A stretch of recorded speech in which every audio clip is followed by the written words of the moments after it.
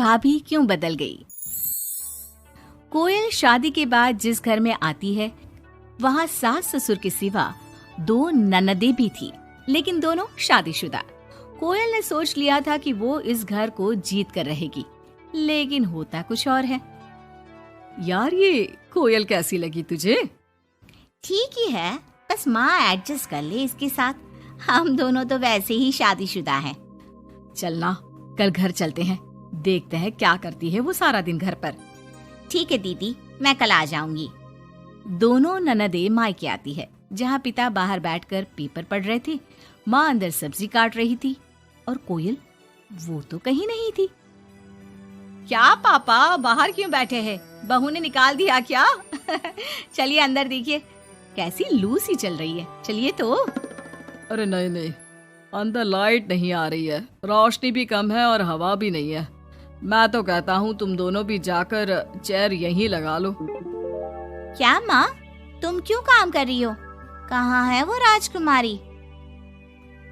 अरे सुबह से ही कोयल लगी है, मैंने अभी भेजा है जबरदस्ती कि जाओ जाकर लेट लो। पता नहीं क्यों इतना काम करती है। जब से आई है वक्त पर खाना पीना, वक्त पर दवाई, सब की जिम्मेदारी ले ली है उसने। वो तो हम भी कर रहे हैं ना माँ, अपने ससुराल में सभी को तो करना पड़ता है। उसमें वो नया क्या कर रही है? पापा के सफेद कपड़े कैसे पहले चमकते थे, अब देखो तो कितने मैले कुचैले लग रहे। कौन धोता है? धोती तो बहू ही है, लेकिन क्या करे बेचारी, मशीन ही खराब पड़ी है। सबके कपड़े हाथ से धोना, उसके भी तो मुलायम छोटे छोटे हाथ हैं। हाँ, और हम लोगों के हाथों में तो चक्का लगाए ना। अरे बस भी करो माँ। दोनों बहनें माँ बाप को काफी भड़काने की कोशिश करती, लेकिन कोई फायदा नहीं होता। पर कहते हैं ना, बेटी तो बेटी होती है उन लोगों के जाने के बाद। क्या बात है माँ जी, कोई आया था क्या? हाँ, वो तेरी दोनों ननदें आई थी। अरे तुम मुझे उठाया क्यों नहीं माँ? मैं भी मिल लेती ना दोनों दीदियों से। अरे ना बेटा, तभी तो तू सोने गई थी। मैंने उन लोगों को खाना बनाकर खिला दिया, चिंता ना कर। कोयल को सास की बात अच्छी लगती है। वो अंदर जाने लगती है कि सास उसे टोक देती है। बेटा, वो तेरे ससुर जी के कपड़े काफी मैले कुचैले लगते हैं, थोड़ा ठीक से धोया कर। हाँ जी माँ जी। कोयल सास को कुछ नहीं कहती, लेकिन रात में जब पति आता है तो कोयल उससे कहती है, सुनिए, पापा के घर के पहनने वाले कपड़े काफी पुराने हो गए हैं। मैंने कई बार उसे धोया, लेकिन उनमें चमक ही नहीं आती। अगर आप कुछ पैसे देते तो मैं पापा के लिए घर पहनने के लिए नए कपड़े लेकर आऊं। हाँ कोयल, क्यों नहीं, जरूर। अगले दिन कोयल खाना बनाकर बैठी ही होती है कि छोटी ननद आ जाती है। अरे नमस्ते दीदी, कैसी हैं? आइए बैठिए, मैं आपके लिए नींबू पानी बनाती हूँ। आपको अच्छा लगता है ना? वो माँ कहाँ है? कोयल को अजीब सा लगता है कि ननद ने उसे पूछा तक नहीं, ना ही नमस्ते किया। सामने से माँ आती है। माँ, वो मैं बाजार जा रही थी तो सोचा आपसे मिलती चलूं। अच्छा माँ, जरा नींबू पानी बना देना, बहुत मन कर रहा है। हाँ, तू बैठ, मैं बना कर लाती हूँ। कोयल को लगता है कि बेटी है, माँ के हाथ का स्वाद मिस करती होगी। इसमें बुरा मानने वाली कोई बात नहीं है। दीदी, मैं भी बाजार जा रही हूँ, आपके साथ ही चलती हूँ। ननद भाभी दोनों मार्केट जाती है, जहाँ कोयल ससुर जी के लिए कपड़े लेती है। क्या जरूरत है भाभी, पापा को उनकी पसंद के कपड़े ले देती ना, उन्हें यहाँ पर लाकर। पर दीदी, पापा तो लुंगी ही पहनते हैं और एक ही डिजाइन की, तो इसमें पसंद नापसंद की क्या बात है? आपसे क्या बोलना। मार्केट में कोयल की किसी दुकानदार से बहस हो जाती है, लेकिन वो देखती है कि ननद उसका साथ देने के बजाय भीड़ का हिस्सा बनी खड़ी होती है, जैसे कि वो उसे जानती ही नहीं। कोयल घर आती है। अरे बेटा, क्या जरूरत थी नए कपड़ों की? पापा, मैंने ना आपके कपड़े धोने की काफी कोशिश की, लेकिन वो पुराने हो गए थे ना, इसलिए ऐसे मैले से लग रहे थे। सास भी समझ जाती है कि कोयल ने कपड़े धोने में मेहनत तो की ही होगी। एक रोज फिर दोनों ननदें आती है।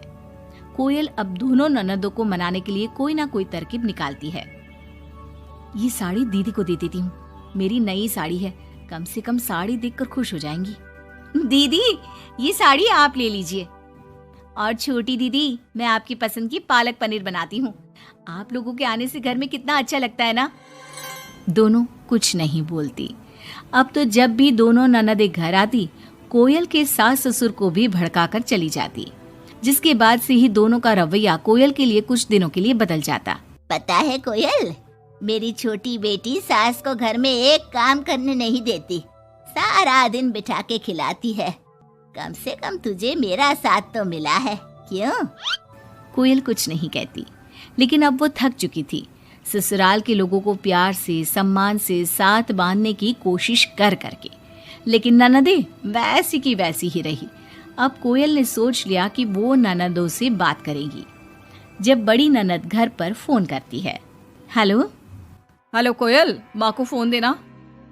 सभी को फोन लगा लिया लेकिन कोई उठा ही नहीं रहा। ओह, तभी आपने मेरे फोन पर फोन किया दीदी, और वो भी सीधे माँ से बात करने के लिए। क्यों, मैं नहीं हूँ क्या? या मेरा हालचाल पूछने की आप लोगों को जरूरत ही नहीं है, या मुझसे मतलब ही नहीं है? क्यों? अरे नहीं नहीं, ऐसा नहीं है, वो वक्त ही नहीं मिलता ना घर के कामों को लेकर। दूसरी ननद से भी कोयल बात करती है, लेकिन वो भी वक्त और काम थकान का रोना रोने लगती है। कोयल को लगता है कि शायद उसकी ननदों से बात करके उसे सब सॉल्व कर लिया, लेकिन ऐसा होता नहीं है।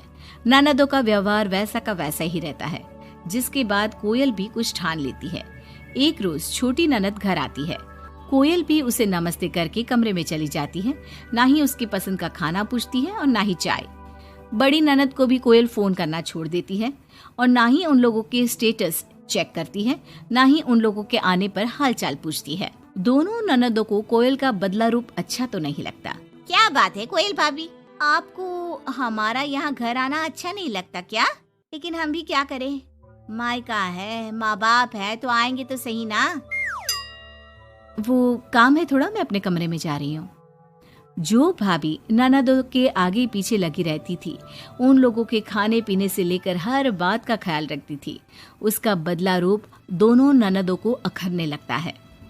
क्या बात है कोयल, अब हम लोगों से बात भी ज्यादा नहीं करती, ना ही फोन करती है।